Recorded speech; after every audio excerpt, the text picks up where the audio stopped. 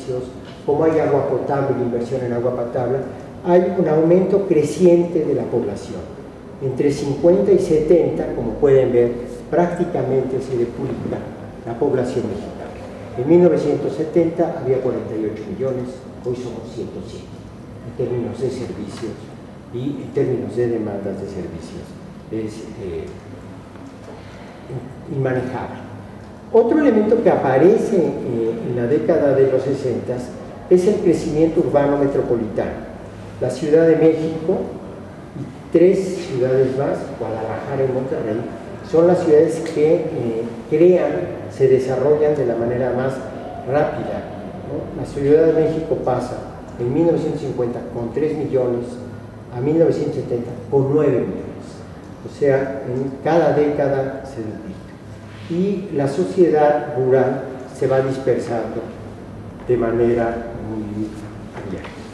Pero el signo de la época es la población joven. Es la primera vez en la historia que la media de edad a nivel de la población es de 23 años en 60, 22 en 70 y 22 también en 68, ¿no? En 22 en 70. Esto explica todos los movimientos sociales de carácter joven. El primer juguete que se vendió en el mundo con más de 1 millón en menos de un año fue en 1950 un aro que se llamaba Hula Hula, fuera 10 años, se mueve la cadera. Bueno, se vendieron en los Estados Unidos 15 millones de esas cosas en menos de un año, ¿no? Entonces, el cambio de la sociedad rural a una sociedad urbana, ¿qué produjo? Produjo las clases medias, para empezar.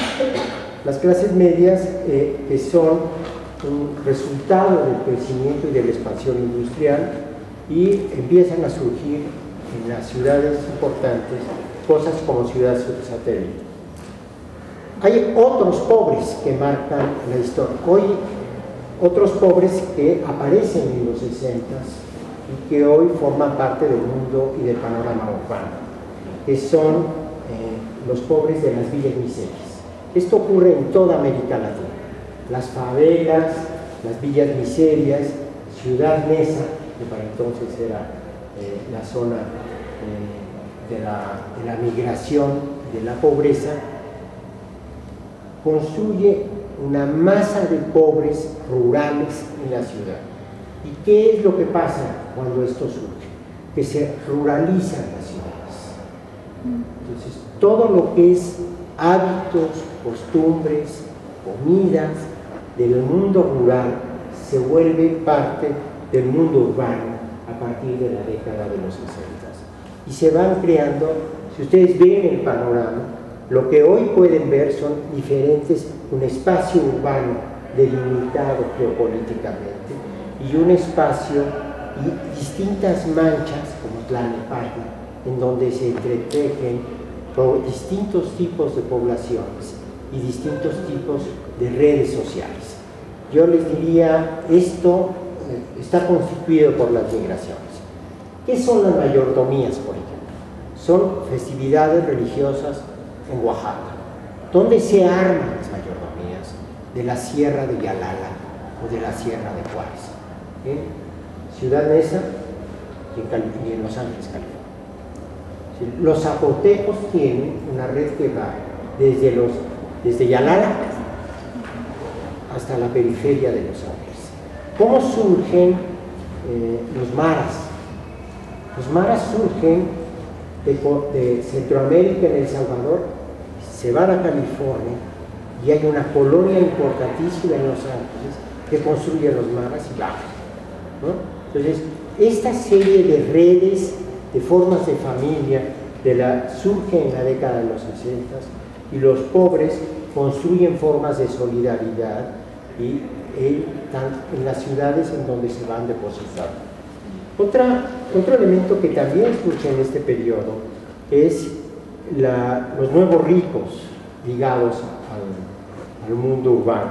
Pues el Pedregal es uno de los símbolos de la riqueza de la década de los 60s y 70s. A diferencia de las lomas, que es la riqueza de los viejos revolucionarios que culmina en los 40, donde María Félix y Pedro Infante y Jorge Negrete tenían su casa.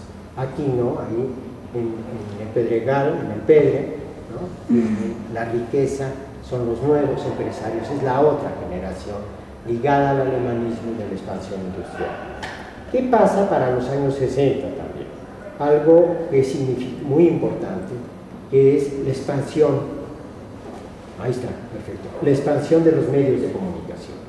Por vez primera en el escenario público de México aparecen las grandes radiodifusoras, las televisoras, las publicaciones de los diarios y de las revistas quincenales, que son instrumentos de difusión y de cultura que cambian los hábitos y la perspectiva de las gentes. ¿Qué pasa en ese periodo de los años 60? Que hay algo que es muy importante y que es en la Iglesia Católica la crisis de las vocaciones. La crisis de las vocaciones y el surgimiento del compromiso de los sacerdotes, incluso se ve en Francia, con los pobres. Aparece algo que estará permeando el movimiento zapatista y que se llama teología de la liberación. También surge Méndez Arceo, que es uno de los íconos en la década de los 60, que es el enemigo personal de Fidel Velázquez, que es el jefe de la burocracia corporativa. ¿Y qué otra revolución pasó en los 60? Pasa la familia urbana. ¿Qué pasa con la familia urbana? A diferencia de la familia anterior, que se vuelve a emplear. Después, la pobreza hará familias extensas, pero la familia del periodo de los años 60 y 70 se vuelve una familia en donde se reducen los hijos de la familia y aumentan las relaciones de comunicación entre de paternidad y maternidad y los hijos que tienen expectativas en la década de los 60.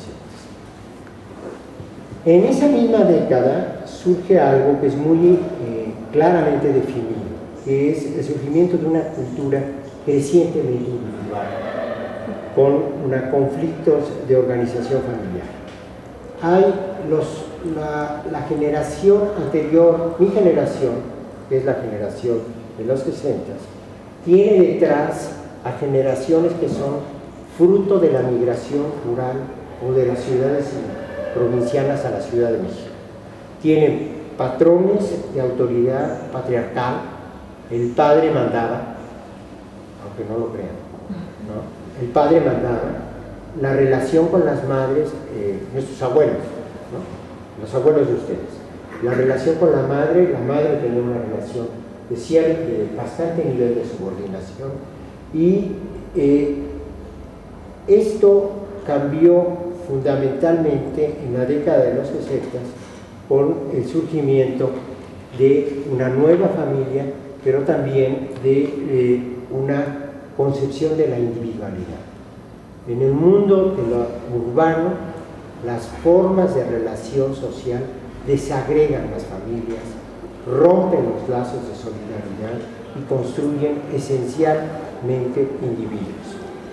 ¿Qué pasó? El fin del patriarcado, el fin del padre que manda a la familia, que provee, que impone, que tiene ritos, eso se empieza a acabar en la década de los 60 y empieza con los hijos, la relación con los hijos, pero los actores centrales de esta transformación son las mujeres, son las hijas. ¿Por qué las hijas? Porque rompen con el más importante tabú, que es la virginidad y la sexualidad. Esa es la generación. En 1960, después de 5 o 4 años, el 10 de mayo, paradójicamente, el 10 de mayo, el Día de la Madre, sale al comercio mundial la píldora anticonceptiva. Y por primera vez en la historia se establece la diferenciación entre sexualidad y amor. La predeterminación biológica de las mujeres sufre una verdadera revolución cultural y biológica. Las mujeres empiezan a ser dueñas, proceso que aún sigue. El DF es el único lugar donde las mujeres pueden decidir no tener hijos. Si no pasa lo que pasó en Baja California Norte, donde el director del seguro del ISSSTE obligó a una niña de 13 años violada a tener el hijo, ¿no? Es el único lugar de este país en este momento en donde las mujeres pueden decidir no tener un hijo por ellas o en compromiso con su pareja, es esta ciudad. Entonces, eso que se inicia en los 60 todavía continúa en los 31 estados de la República como el gran debate y la gran confrontación frente a los gobiernos panistas que tienen toda esta percepción, ¿no?